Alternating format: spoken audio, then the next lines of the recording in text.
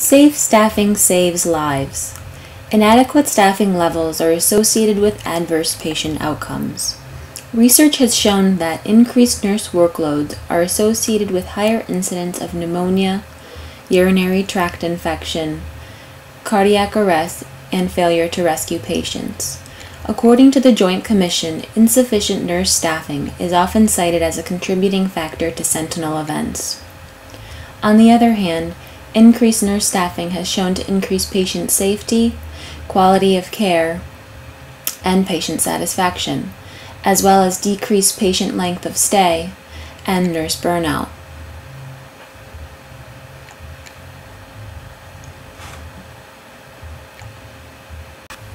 To date, California is the only state to have mandated minimum nurse-patient ratios. However, many other states are trying to follow California's lead. But are ratios really the answer? Ratios fail to account for variations in patient acuity, staff skill level, available hospital resources, and ancillary staff. Nursing units should be staffed to accommodate changes in these pivotal components of the patient care delivery system rather than utilizing mandated and static nurse-patient ratios. After nurse-patient ratios were mandated in California, research has shown that there was an increase in cost of care, but there was no change in the quality of care or patient satisfaction.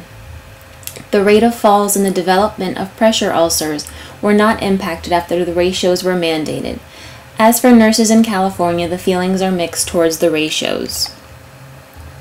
Nurse retention and workplace satisfaction have increased. However, research has shown that nurses are displeased with the lack of autonomy and schedule inflexibility the mandated ratios have imposed.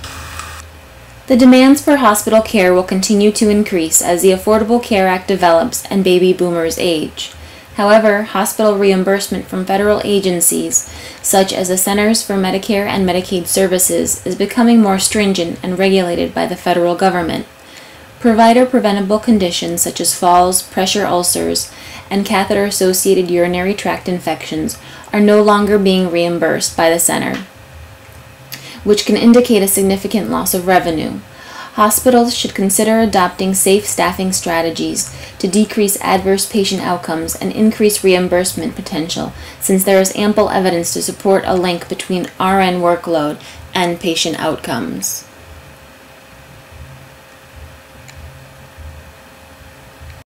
The American Nurses Association does not support mandated nurse-patient ratios.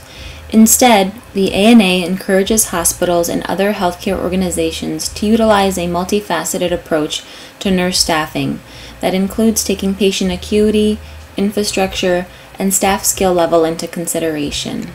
Bill S-2353, the Registered Nurse Safe Staffing Act of 2014, echoes the same recommendations set forth by the ANA.